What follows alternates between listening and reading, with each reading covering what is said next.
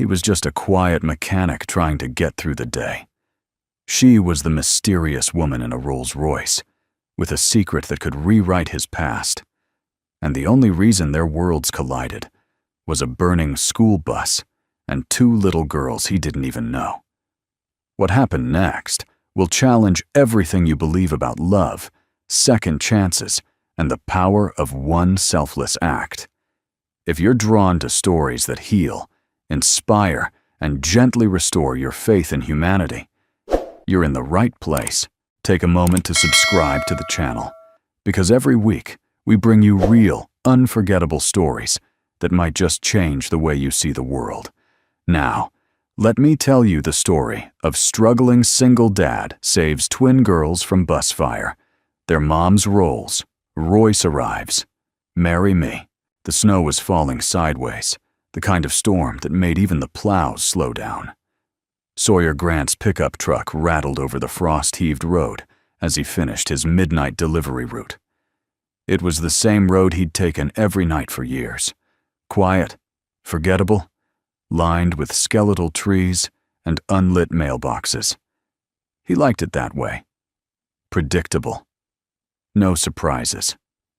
That night, just before the bend near the old Birch Hollow church, the world changed. Sawyer saw the glow before he understood what it was. Orange and violent against the blue-black night. At first, he thought it might be a house fire, until he rounded the curve and saw it. A yellow school bus, tipped at an angle, smoke curling from shattered windows. His tires skidded to a stop. The truck barely made it to the ditch before he jumped out, heart pounding. He didn't think. His training, years buried under grief and routine, kicked in like it had never left. He sprinted toward the wreck. The front of the bus was crumpled against a guardrail, half hanging over the frozen creek below. Flames licked from the back end. The air reeked of diesel and burning plastic. "Hello, anyone inside?" he shouted. A tiny voice, then another, high-pitched, crying. Sawyer didn't hesitate. He smashed through the emergency door with his elbow, teeth gritted against the heat and smoke. Inside, it was chaos. Seats twisted, windows blown out. Shards of glass and melted foam scattered like confetti from a nightmare. He found them huddled between two bench seats, twin girls no older than 7. One clutched a teddy bear so tightly he thought her knuckles might snap. The other had a gash on her forehead, blood mixing with soot. Their eyes were wide with terror. "We're gonna get out," he said firmly. "You hear me? You're safe now." They didn't speak, but they didn't resist when he lifted one under each arm and backed out the door. Just as his boots hit the icy ground, a burst of flame shot through the center aisle of the bus. The fire roared behind him, bright and hungry. He ran. They made it to the road's edge. He laid the girls gently on the snow and peeled off his jacket to cover their shivering bodies. One began to sob.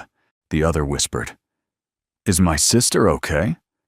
"She's breathing," Sawyer said, brushing ash from her hair. "She's gonna be okay. You both are." Sirens in the distance now. Finally. Red and blue light strobed through the trees like salvation. When the paramedics arrived, Sawyer backed away, letting the professionals do their job. He watched silently as they loaded the girls into the ambulance.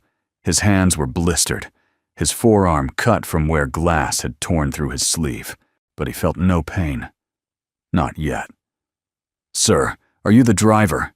a sheriff's deputy asked. Sawyer shook his head. "No, I just—" He couldn't finish the sentence. "You saved their lives," the deputy said, stunned. Sawyer didn't answer. He simply turned, walked back to his truck, and drove home in silence. His trailer was cold, the kind of cold that crept into your bones and reminded you how little insulation you had, literal and otherwise. He peeled off the burnt flannel shirt, ran water over his raw hands, and stood in front of the mirror. Smoke had left streaks on his cheeks. His eyes looked older than 40. He tried to sleep. Couldn't. Every time he closed his eyes, he saw flames. heard small voices crying. He didn't tell anyone. Not his boss. Not his neighbor June. He didn't want to be on the news. Didn't want a medal or a handshake. He hadn't done it for glory. He didn't even know why he'd done it, only that he couldn't not. But the town knew. By sunrise, someone had posted a cell phone video of him running from the flames. By lunch, it had gone viral.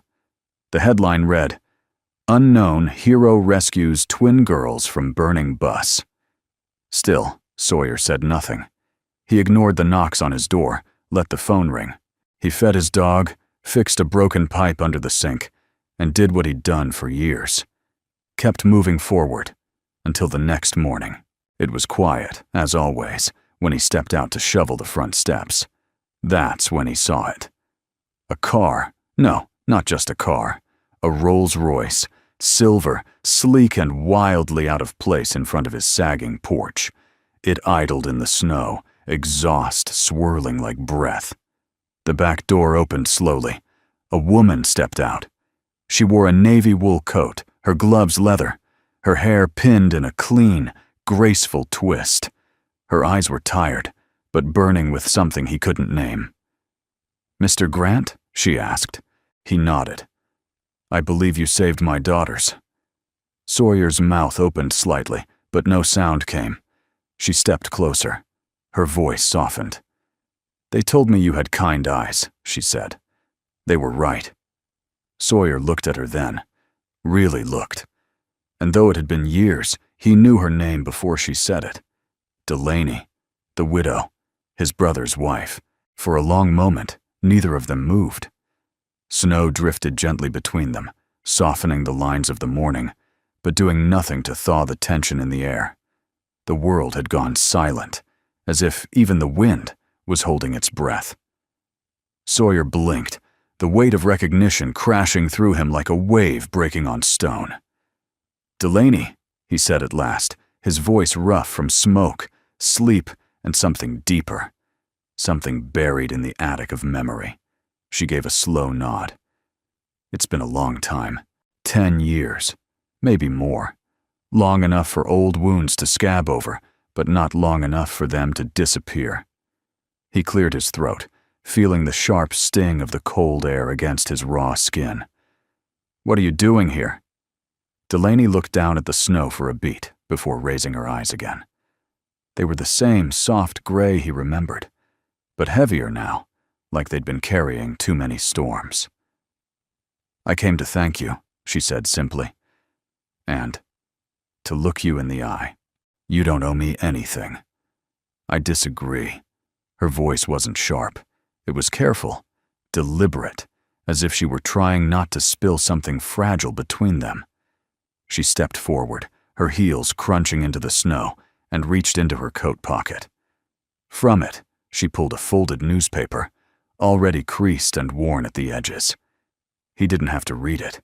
He'd seen the photo, his own silhouette, backlit by fire, carrying the girls in his arms like lifelines. "They're okay?" he asked finally. Delaney nodded. "A few bruises. Maisie needed stitches, but the doctors say she'll be just fine. They both keep talking about the man who smelled like engine grease and honey buns." Sawyer felt something loosen in his chest. He hadn't realized he'd been holding his breath for over a day. "Can I?" She gestured toward the porch. Sawyer hesitated. The last time she stood on that porch, it had been summer. She was holding his brother's hand, and her hair was wild from laughter. Now, everything was different. Still, he stepped aside. "Come in." The trailer was modest, functional, clean, but worn.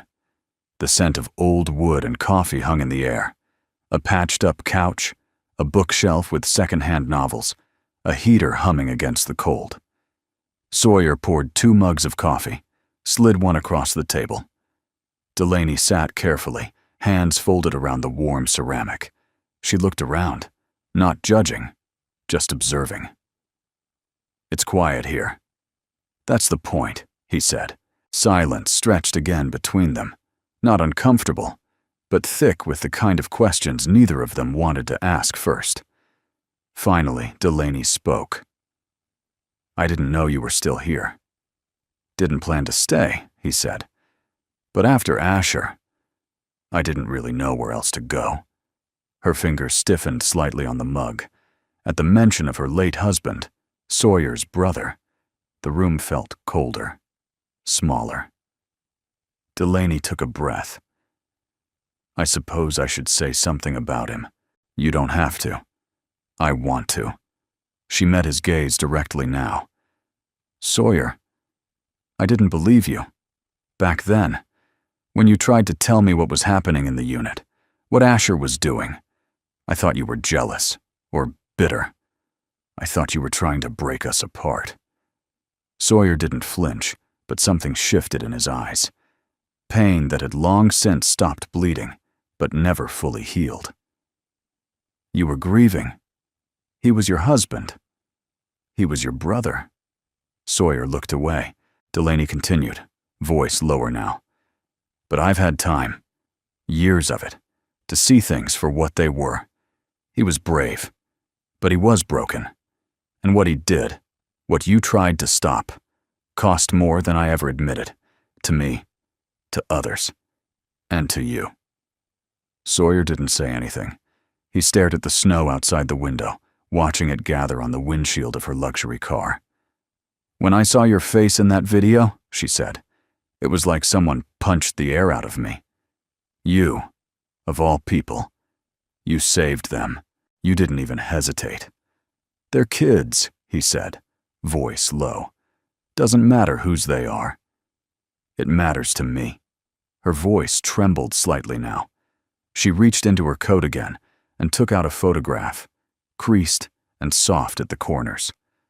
Willa and Maisie, smiling in their school uniforms, missing teeth and all. "I don't know what I came here hoping for," she said. "Maybe just a beginning." Sawyer looked at the photo. They had Delaney's eyes, Asher's smile, and a fierce, stubborn light that reminded him of childhood summers and unspoken vows. He let out a long breath. "They're beautiful." Delaney smiled, and for a moment, it softened the years between them. "You always were the better man," she said, not as flattery, but as a quiet truth that had taken her too long to see. He shook his head. "Not better. Just still here." Outside, the wind had picked up, brushing snowflakes against the windows like whispers. Delaney stood, finished her coffee, and walked to the door. She turned, hesitant. "They've been asking about you. Willa wants to know if the man with the fire hands will come visit." Sawyer raised an eyebrow. "Fire hands? She thinks you're some kind of superhero." He almost smiled. Almost. Delaney stepped closer. Her voice was gentle, but resolute. "You don't have to say yes, but if you want, come see them. Tomorrow. Or the next day. No pressure, just come."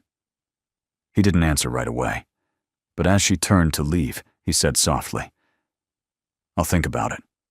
She paused on the steps, looking back over her shoulder. "I hope you do." Then she walked through the snow, her coat billowing like a sail, and disappeared into the gleam of the waiting Rolls-Royce. The next morning, Sawyer sat at the edge of his worn-out recliner, hands wrapped around a chipped coffee mug that had lost its handle years ago. The room was quiet, except for the ticking clock above the stove and the occasional crackle from the old space heater that did its best to keep the chill out of the air. He hadn't slept much. Every time he closed his eyes, he saw Delaney, not the girl from his memories, the young woman with the wind in her hair and laughter in her voice, but the woman she was now, composed, guarded, grateful, but haunted. And when he thought of the girls, Willa and Maisie, his heart twisted in a way he hadn't let it in years. He hadn't been around children since he lost touch with Asher. That part of life felt like another country, one he'd visited briefly and never dared return to. Until now. By mid-morning, he found himself back in his truck, fingers drumming the steering wheel. He had no destination in mind. He told himself he was just clearing his head. Letting the tires roll helped him think. But he passed the elementary school anyway. He slowed, eyes scanning the snow-covered playground, where two tiny figures in puffy coats were building a crooked snowman under the supervision of a teacher.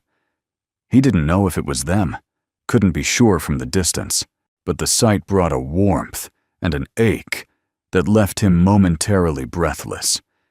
He drove on. That night, June showed up at his door with a casserole and a look that meant business. She was a widow in her 70s, with a silver braid and a sharp tongue, softened only by the kindness behind her eyes. She lived 2 trailers down and had been mothering Sawyer in small ways ever since he moved in. "I saw that car yesterday," she said, handing him the warm dish and walking in like she owned the place. "Not every day you see a Rolls Royce in our neighborhood." Sawyer smirked. She was just saying thank you. Is that what they call it now? June raised an eyebrow and popped the lid off the casserole. "This has turkey and good intentions. You need both." Sawyer leaned on the counter. "She's Asher's widow." June's hand stilled. "Delaney Rhodes?" He nodded. "Well, I'll be." June crossed her arms. She was the one everyone used to talk about. Said she disappeared after his death. She didn't disappear. She just stopped performing for people who never really cared. The words left his mouth before he could catch them. June looked at him sharply. "That sound like something personal?" Sawyer sighed, dragging a hand down his face. "We used to be close. Before everything. Before he..." He stopped, the words lodged in his throat like gravel. "You tried to do the right thing," June said gently. "I remember. You reported him. People didn't want to believe you." "Delaney didn't believe me," Sawyer said. "She thought I was trying to ruin him." "Was she wrong?" June asked, not unkindly. "No, she was right. To want to protect the man she loved. I would have done the same." He looked away. "But it still broke something." June came over and laid a hand on his arm. "Not everything that's broken is lost, Sawyer." He didn't answer, but he held her words long after she left. 2 days passed before he saw the girls again. He didn't mean to go to their house, not really. But something in him, some quiet pull, had grown stronger. So he followed it, driving toward the Rhodes estate on the edge of town. The house was nothing like his.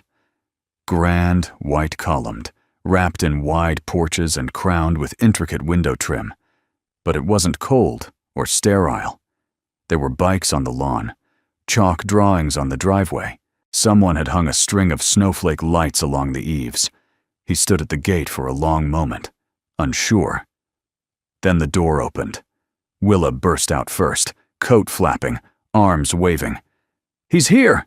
The Firehands man is here!" Maisie followed, slower, more shy, but her eyes were just as bright. Delaney stepped onto the porch behind them, scarf wrapped loosely around her neck, face flushed from the wind. She didn't say anything at first, just waited. Sawyer opened the gate. The girls ran up and grabbed him by the hands. "Mom said we could show you our room, and our fish, and our snow globe collection." He looked at Delaney, a question in his eyes. She gave a small nod. "They've been asking every day." Inside, the house smelled like cinnamon and pine. A fire crackled in the hearth. The girls pulled him through rooms filled with laughter and crayons and half-finished puzzles. He let them lead, let himself smile.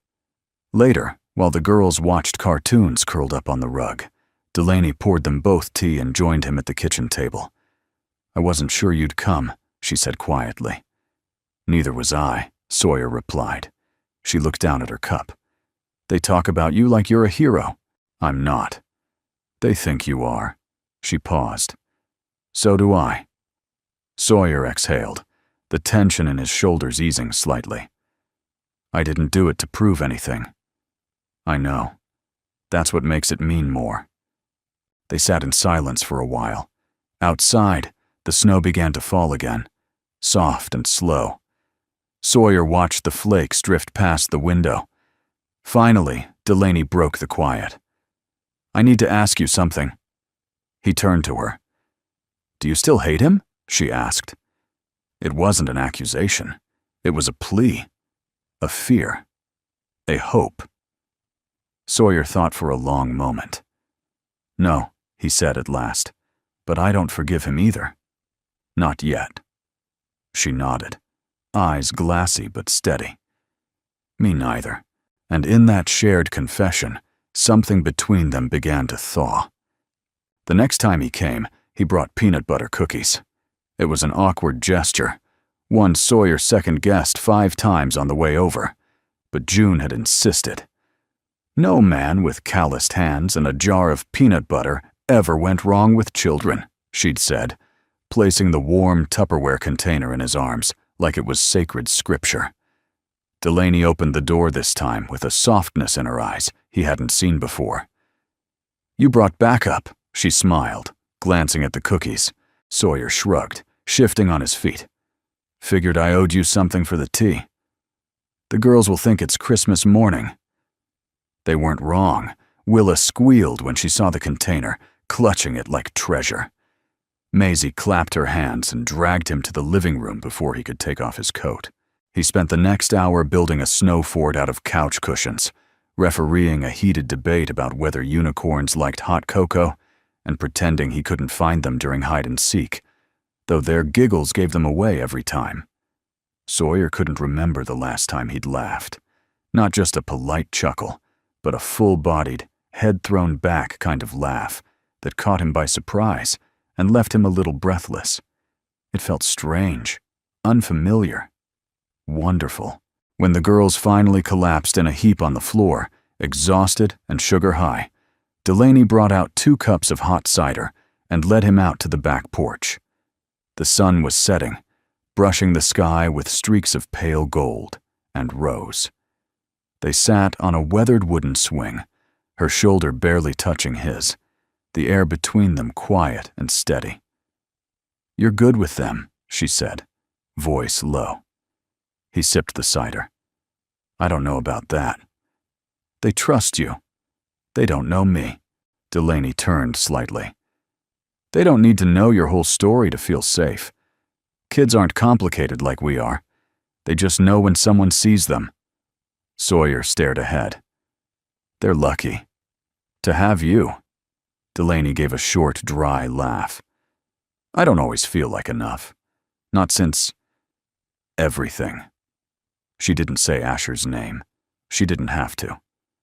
Sawyer let the silence settle between them for a moment, then asked quietly, "What happened after the accident?" Delaney was quiet. The swing creaked gently beneath them. "I moved away for a while, with the girls, to Maine. Somewhere no one knew us.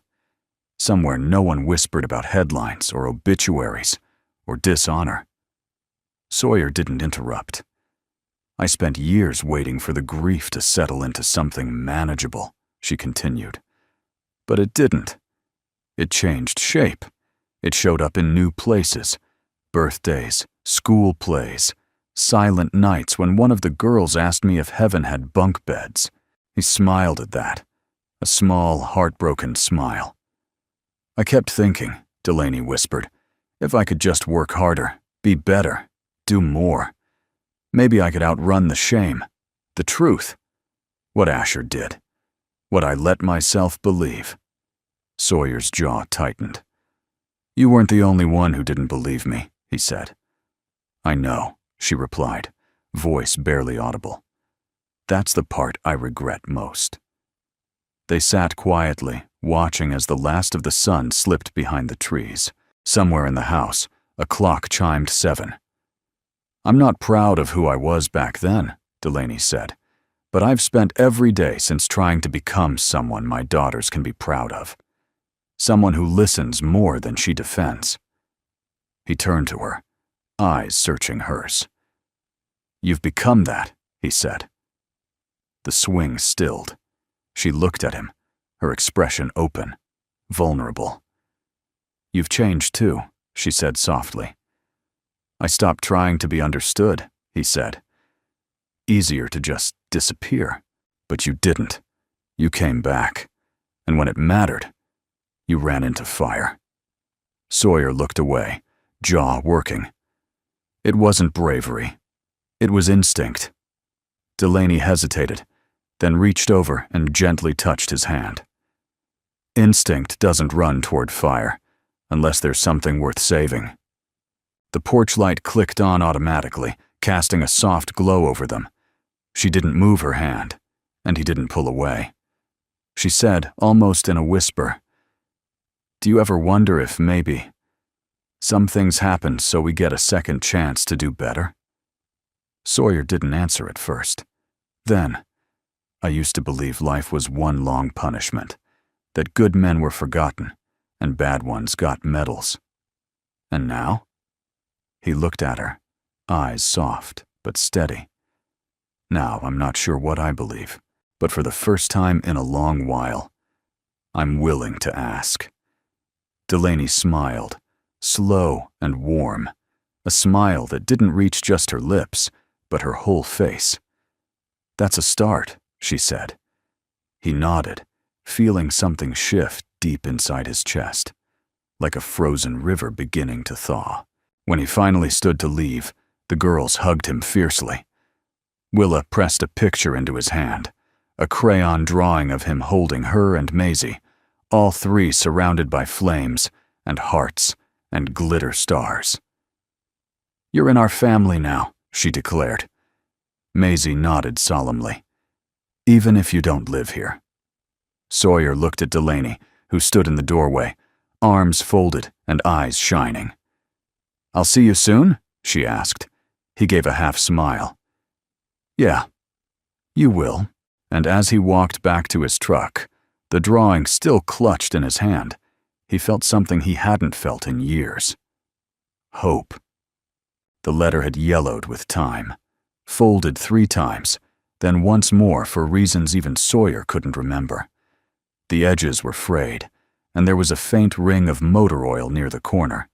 He found it by accident, buried at the bottom of a wooden box in the closet, under a tattered flannel shirt, an old pocket knife, and a dog tag that no longer felt like it belonged to anyone. It wasn't just one letter. It was 7. Each one written during the last year of Asher's life. Sawyer stared at them for a long time, his hand still. Then, carefully, he lifted the first one out and sat down. "Asher, you won't read this. Maybe I don't want you to. Maybe this is more for me than for you. I can't keep pretending I'm proud of you. Not after what I saw.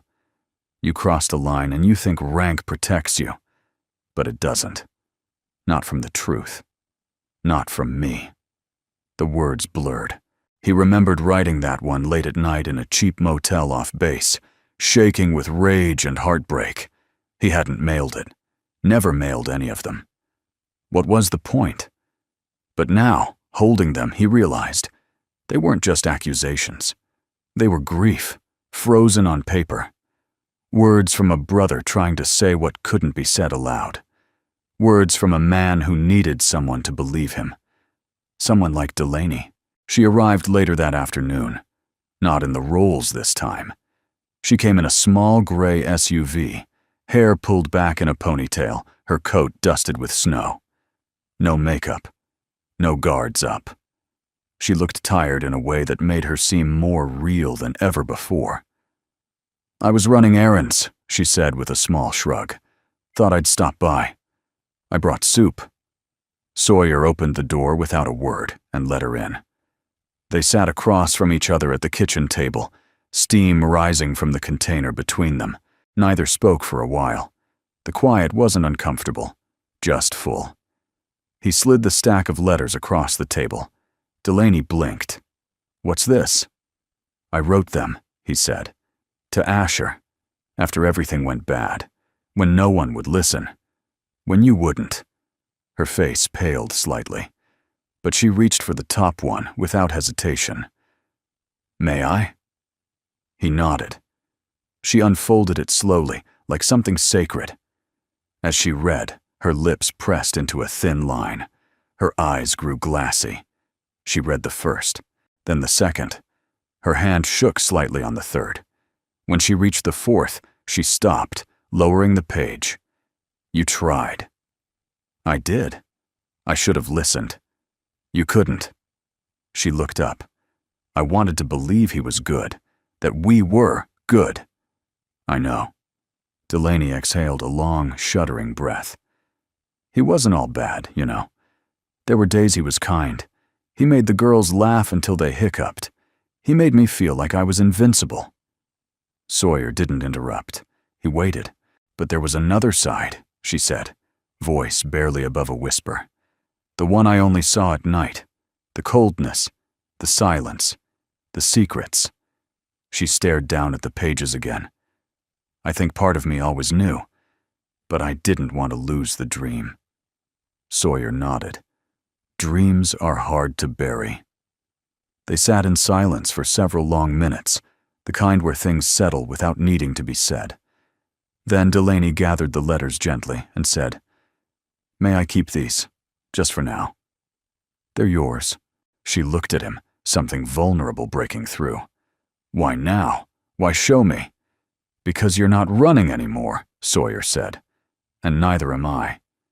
Later, she stood at the doorway, coat zipped, snow starting to fall again in soft, feathery tufts. She turned to him, her hand resting lightly on the frame. Do you regret it? She asked. Regret what? Telling the truth, even when no one believed you.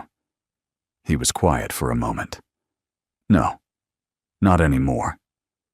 Delaney nodded slowly. Then she stepped forward, rose on her toes, and kissed his cheek. It wasn't romantic. Not yet. But it wasn't nothing. Thank you, she said softly, for not throwing it all away. As she walked back toward her car, Sawyer stood in the open door, the cold biting his skin. He watched her pause before getting in, reaching into her coat pocket.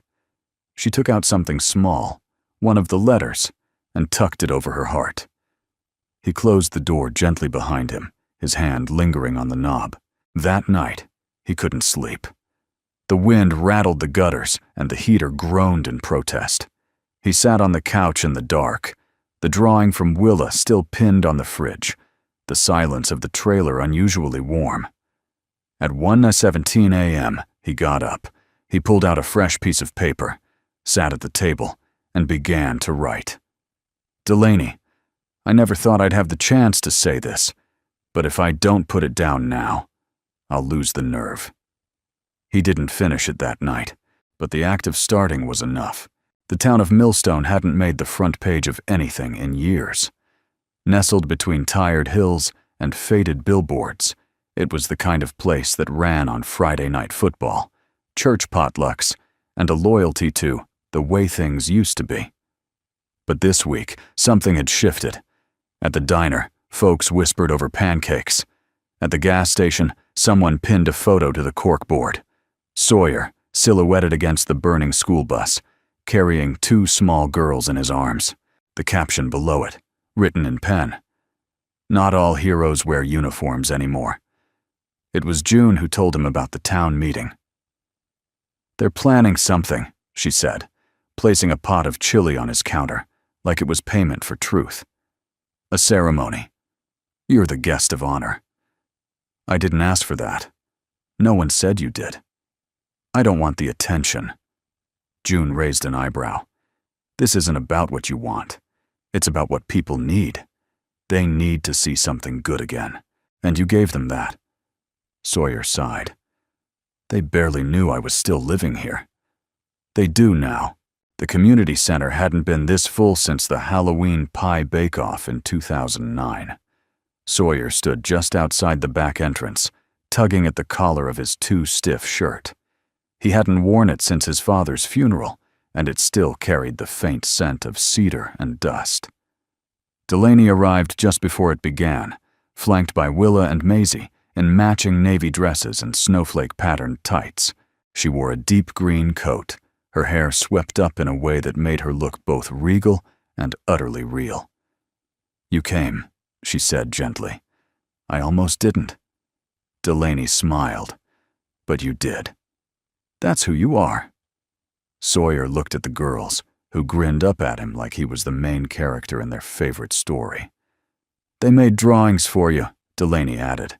Willa handed him a folded paper.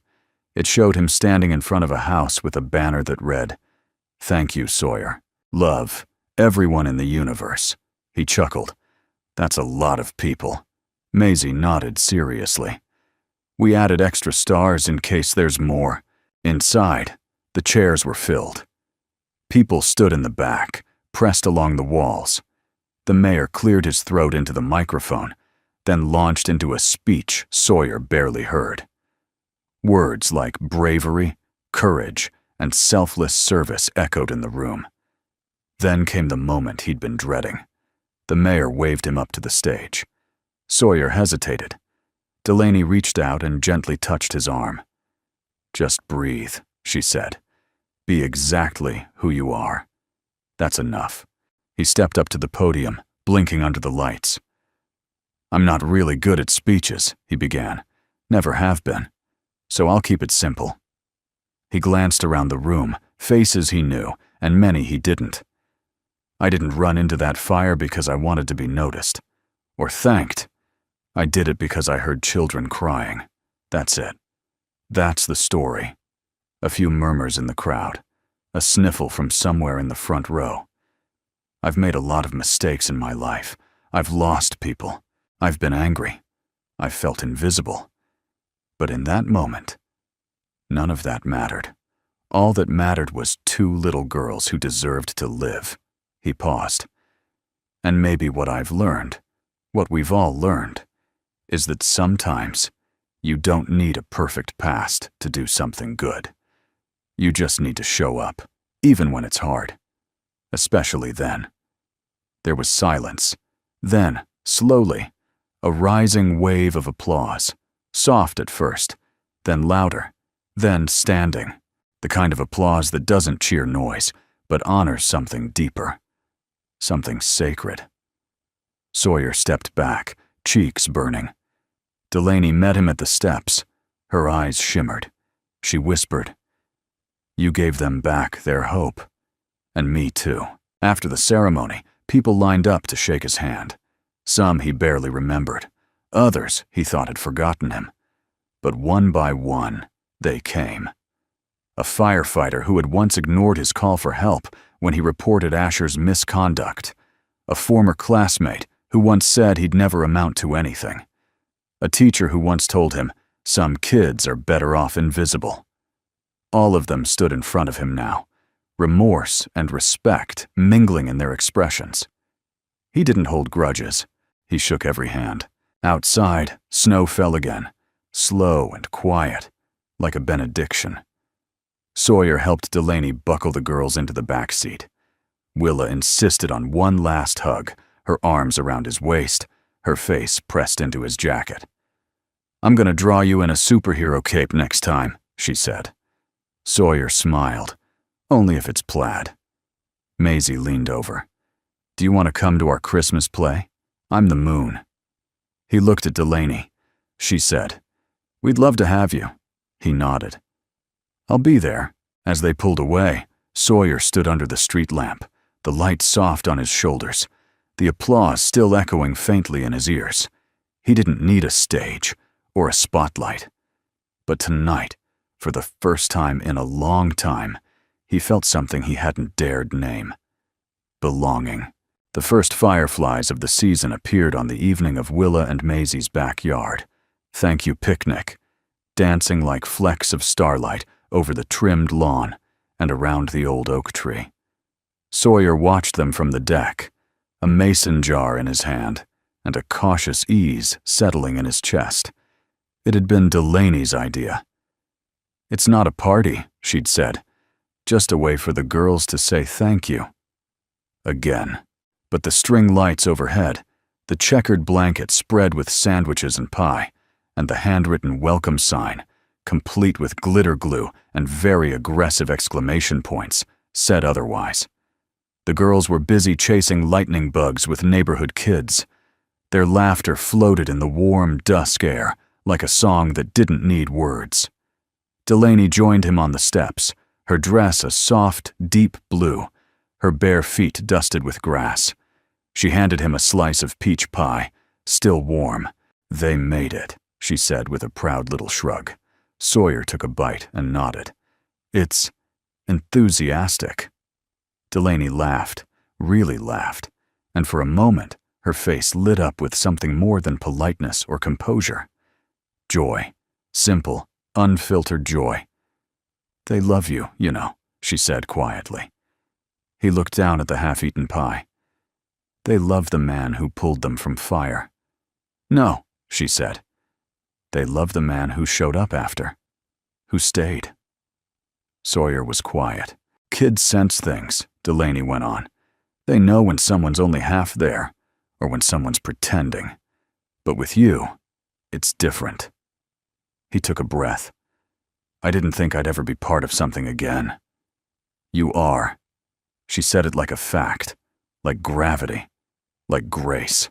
They sat together under the lanterns, watching the last sliver of sunlight melt into the trees. The air was rich with the smell of fresh grass, distant charcoal, and childhood. Delaney drew her knees up, resting her chin lightly on them. "Can I ask you something personal?" He nodded. "Why didn't you leave Millstone? After everything. After the investigation. After Asher." Sawyer stared ahead, the memories rippling in slow waves. "I thought about it," he said. "But something kept me here. Maybe I was waiting for the noise to die down.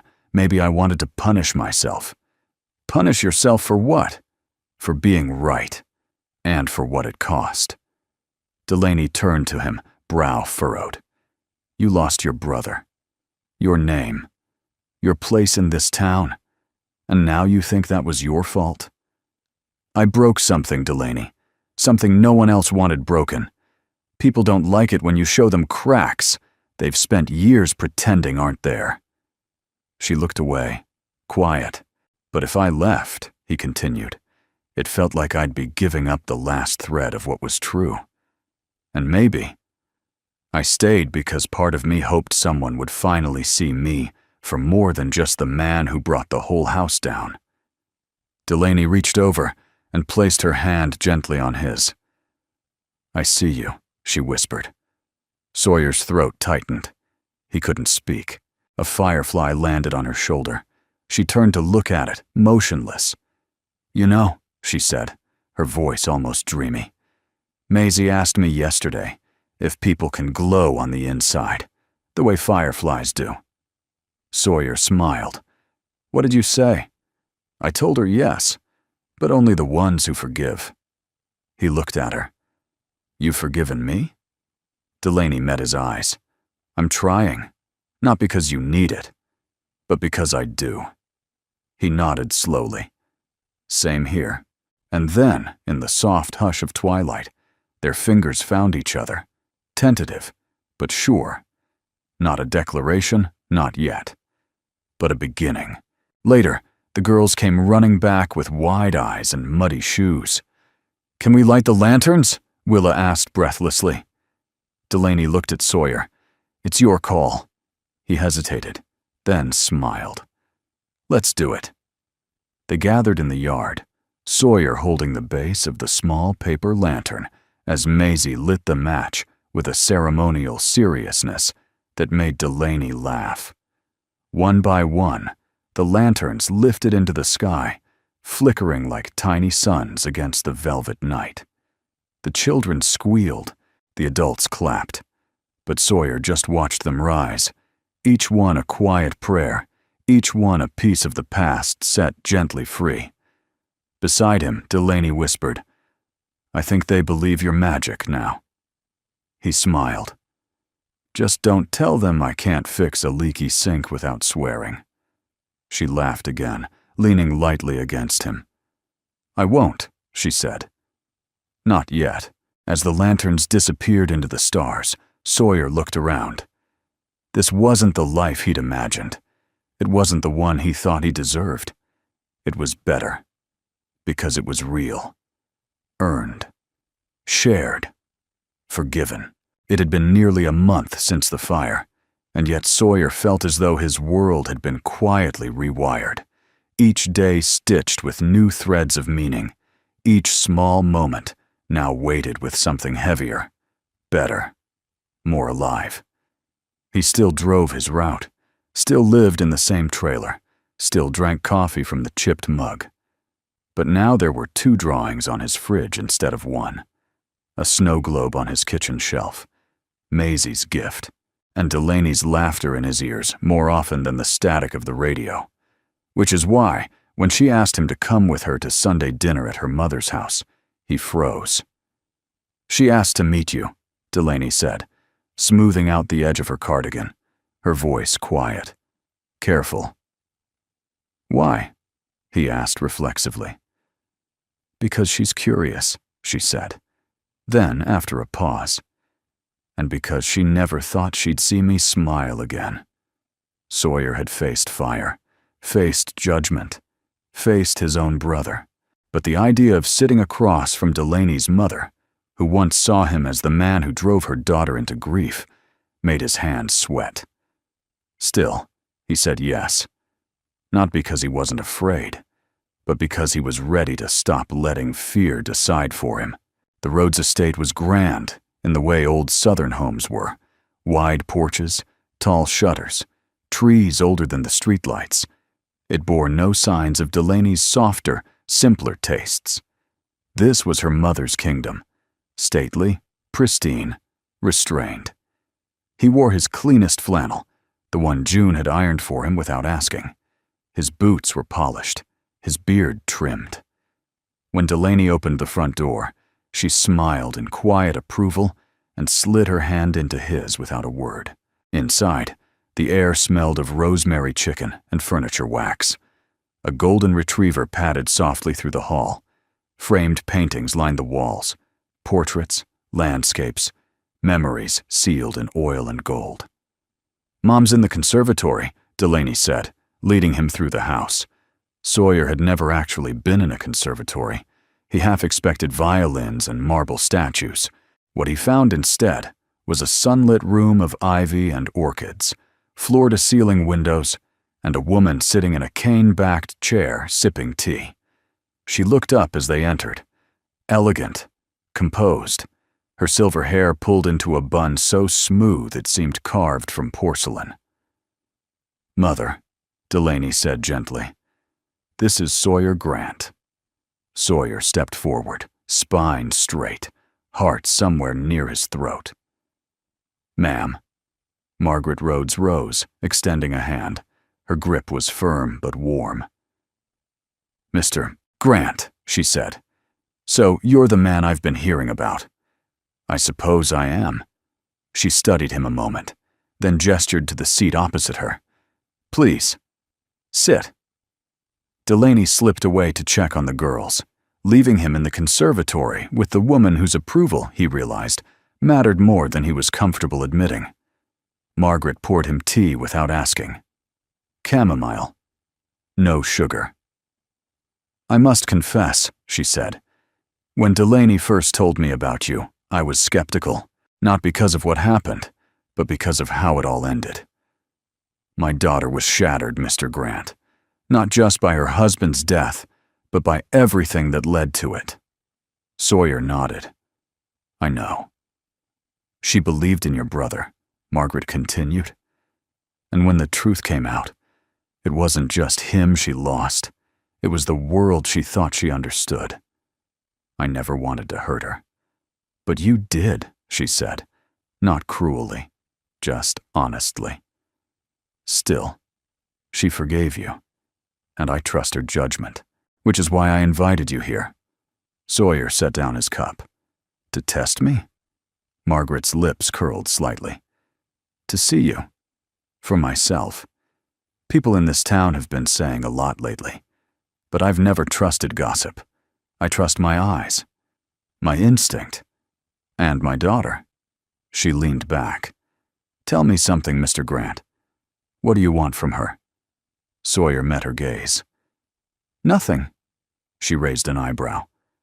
I want to be in her life because she lets me, he said. Not because I expect something. Not because I'm trying to fix the past, but because I respect who she is now, and I care about the kind of future she deserves. Margaret was silent for a long time. Then she said, You're not what I expected. Neither is she, Sawyer said with a quiet smile. Delaney returned just then, holding a plate of biscuits and jam. Am I interrupting? Not at all, her mother said, accepting one. We were just getting acquainted. As the girls came bounding in with drawings and dog hair and tales of backyard treasure hunts, Sawyer felt the tension ease from the room. Margaret's smile grew less guarded. Delaney sat beside him, and the quiet, unspoken hum of something sacred passed between them all. Later, as they walked down the long stone path to his truck, Delaney slipped her hand into his again. Thank you, she whispered. For what? For not backing away. Sawyer glanced down at her, her face glowing in the porch light. I was terrified, he admitted. I know. So was I. He stopped walking. She turned to face him. Delaney, he said, this, whatever it is between us, I don't want to rush it or define it too fast. But I'd be lying if I said I didn't feel it. She nodded. I feel it too. And then, beneath a sky scattered with stars and the sound of wind rustling the trees, she took his hand with both of hers. I'm not ready to fall in love again, she said. Sawyer smiled. Neither am I. They stood in the stillness. But maybe, she added, I'm ready to stop running from the chance. He didn't speak. He didn't have to. His fingers wrapped around hers, and they walked on, together, into whatever might come next. Delaney had never liked the smell of smoke, not the earthy scent of autumn bonfires or the sweetness of wood stoves in winter. To her, smoke meant panic, sudden and sharp, etched into memory by the screams of twisted metal and the searing fear of losing her girls. But today, the smoke curling from the fire pit in her backyard smelled different. Today, it smelled like closure. She stood on the back porch of her home, wrapped in a soft gray shawl, watching the paper inside the flames curl and blacken. A few feet away, Sawyer sat in a lawn chair, quiet, respectful. He hadn't asked what she was burning. She hadn't offered to explain.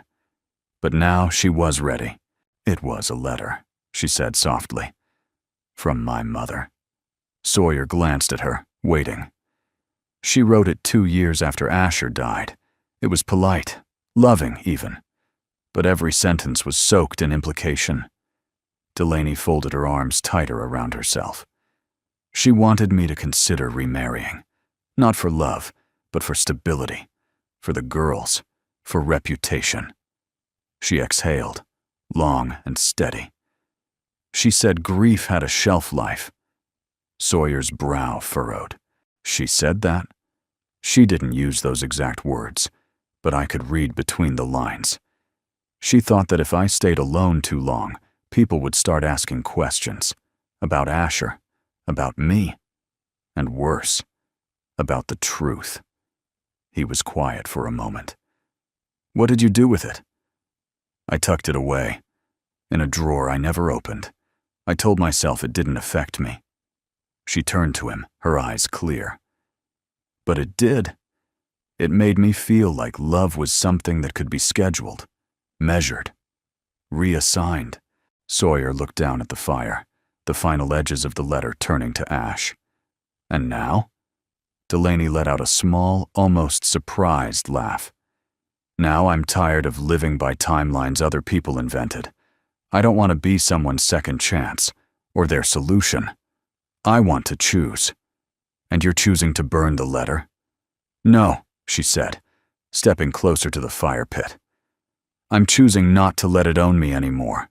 They stood in silence, watching the last of the smoke disappear into the golden dusk. children's voices floated from the street nearby. Willa and Maisie riding scooters with the neighbors, their laughter ringing like bells. Sawyer reached for Delaney's hand. She didn't flinch. "Do you ever wonder what Asher would think?" she asked suddenly. Sawyer didn't answer right away. "I used to," he said at last. "But now, I think some questions aren't meant to be answered. Some people don't get to define the rest of your life." Delaney nodded slowly. "I've spent years grieving the version of him I wanted to believe in. But I think the hardest part was grieving the version of myself that loved him." She looked up at him. "I was a different person then. I didn't see clearly. I didn't know how to protect myself." "You know how now," he said gently. She stepped closer. "I'm learning. With you." Sawyer touched her cheek, just for a moment. "Then we'll keep learning." That night, after the girls were tucked into bed and the dishes washed, Delaney found herself in her office. A quiet room filled with soft light, a worn bookshelf, and framed photos of the girls at every stage of their lives. She pulled out a journal from the bottom drawer. It was leather-bound, the edges worn. Inside were pages she hadn't read in years. Notes, memories, entries scrawled in the aftermath of Asher's death. She skimmed them slowly. One caught her breath. "I want to believe that something good can grow from something broken. That one day, the ashes will give me roots, not just shadows." She closed the book, placed it on the desk, and turned off the light. Downstairs, Sawyer was reading a worn paperback by the fire. He looked up when she entered, his eyes soft with comfort, not expectation. "Come here," she said. He did. They stood in the middle of the living room, the fire casting slow shadows across the walls. She rested her head on his chest. His arms circled around her like they'd been waiting a long time to know where they belonged. "I don't know what this is," she whispered, "but I'm not afraid of it anymore." Sawyer kissed the top of her head. "We'll find out together." Outside, the wind stirred the trees. The stars blinked above. And inside that little circle of warmth, two people, once fractured, stood whole. Rain came without warning. One minute the clouds were drifting like forgotten thoughts across a pale morning sky, and the next, the heavens had opened wide. Summer rain, warm, unhurried, rhythmic, tapping across the roof of Sawyer's trailer like a soft confession. He was outside, under the hood of his truck, elbow deep in the kind of repair that didn't need to be done today, but gave his hands something to do. It was easier to tinker with bolts and fan belts than to sit with the feeling that had been growing in him all week. Urgent, steady, impossible to ignore. He heard it before he saw it. The unmistakable purr of an engine not built for gravel roads. He straightened slowly, wiping his hands with an old towel, just as the silver Rolls-Royce pulled up and stopped, inches from the edge of his rain-damp lawn. The door opened. Delaney stepped out, wearing a slate-blue dress that clung gently to the shape of her hair half-pinned and already damp from the mist. She wasn't wearing makeup. She didn't need to. She looked like truth. Sawyer dropped the towel, heart suddenly thudding in a rhythm that didn't belong to mechanics or logic. Delaney took a step forward, the hem of her dress catching the rain, her eyes never leaving his. "I should have brought an umbrella," she said, breathless from more than just the dash from the car. "I've got one inside," he said. "I'm not here for that." Sawyer swallowed hard, unsure what to say. Delaney closed the space between them. Her hands trembled slightly as she reached into her coat pocket. She pulled out a small box, worn, leather-covered, nothing ornate. Inside, nestled in soft velvet, was a ring. Not diamond, not flashy. A simple gold band engraved with two initials, DR, and WMR Sawyer stared at it. "It belonged to my grandmother," Delaney said quietly. "She gave it to me the year I turned 20. told me to use it if I ever found a man who didn't just love me, but saw me. The rain softened around them, the kind of hush that felt like the world had leaned in to listen. Sawyer looked up. "Delaney." She cut him off, not with urgency, but with purpose. "You saved my girls. You saved the parts of me I thought were gone, and I know we've both been through fire, but I'd rather walk through the rest of my life with someone who's already survived the worst of it than pretend I'm fine in a castle made of silence." Sawyer felt something catch in his throat. Delaney took a breath. "So here it is. No expectations, no guarantees, no perfect timing. Just this. Marry me." He didn't laugh, didn't deflect, didn't question the timing or the weather or the rules of what made sense. He simply stepped forward, took the box gently from her hands, and closed it.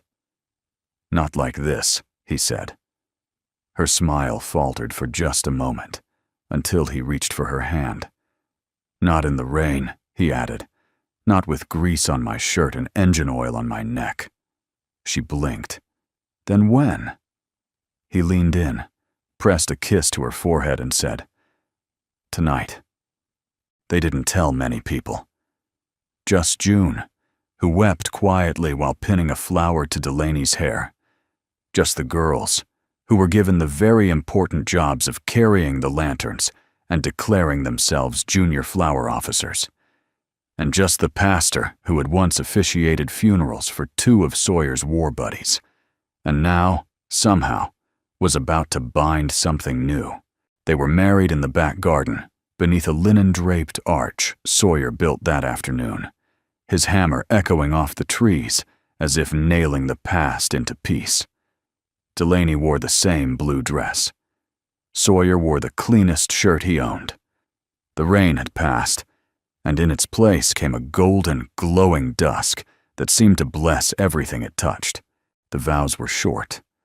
Sawyer looked into Delaney's eyes and said, "I thought love was for people who hadn't seen too much, but I think maybe it's for those of us who have, and still choose it anyway." Delaney's voice wavered, but her hands were steady.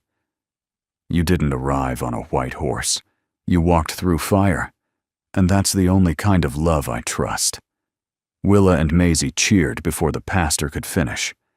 June handed them mismatched rings wrapped in twine and threadbare tradition. They kissed under the string lights, and the stars blinked back their approval. Later that night, after the guests had gone and the lanterns flickered low, Sawyer and Delaney sat on the back porch in silence. "I'm not afraid anymore," she whispered, her head resting on his shoulder. "Me neither," he said. She reached down, took his hand, and slid the ring around his finger. "Still smells like engine oil," she teased. "Still tastes like peach pie," he replied. And they laughed, deep, whole, and full of the kind of light only forgiveness can make. Winter came late that year. Millstone was usually blanketed in snow by Thanksgiving, but this December arrived on tiptoe. Crisp mornings, gold-dusted afternoons, and skies so wide they looked like promises waiting to be kept. Sawyer stood at the edge of the school auditorium, his hands in the pockets of a worn corduroy coat. The room buzzed with the warmth only children could create. Tinny Christmas carols playing from a speaker, the scent of paper snowflakes and glue sticks, and proud parents filling rows of creaky wooden chairs. Willa and Maisie had invited him 3 times in 1 week. "You have to come," Willa insisted. "I'm the snowflake queen, and Maisie's the moon again." Delaney had smiled, brushing a loose curl behind Willa's ear. "He'll be there, honey. He never misses what matters." And he hadn't. Not since the fire. Not since the night she stood in the rain and asked him to choose them. The lights dimmed. Sawyer slid into a seat near the front, next to June, who wore a Christmas sweater with blinking LED reindeer and tears already forming in her eyes. "I cry at everything," she warned, "even spelling bees." The curtain opened, and there they were, Willa in a crown of paper icicles, Maisie glowing silver, spinning slowly in her moon costume. Sawyer's heart twisted and soared all at once. They danced. They recited. They laughed at the wrong times. And every so often, they looked toward the front row, not searching for approval, but sharing joy. They saw him. And he saw them. After the applause, the lobby filled with hugs and peppermint cookies. Sawyer knelt as the girls ran into his arms, burying their faces into his coat. "You saw me spin," Maisie shouted. "You saw my royal wave," Willa added, doing it again for good measure. "I wouldn't have missed it," he said, and meant it more than he could ever explain. Delaney joined them, cheeks flushed, her hand finding his without effort. There was no grand display. No need. They were a family now, not because papers said so, but because life had reshaped itself to hold them together. Later that night, when the girls were asleep and the house smelled like cinnamon and fir, Delaney found Sawyer on the back porch.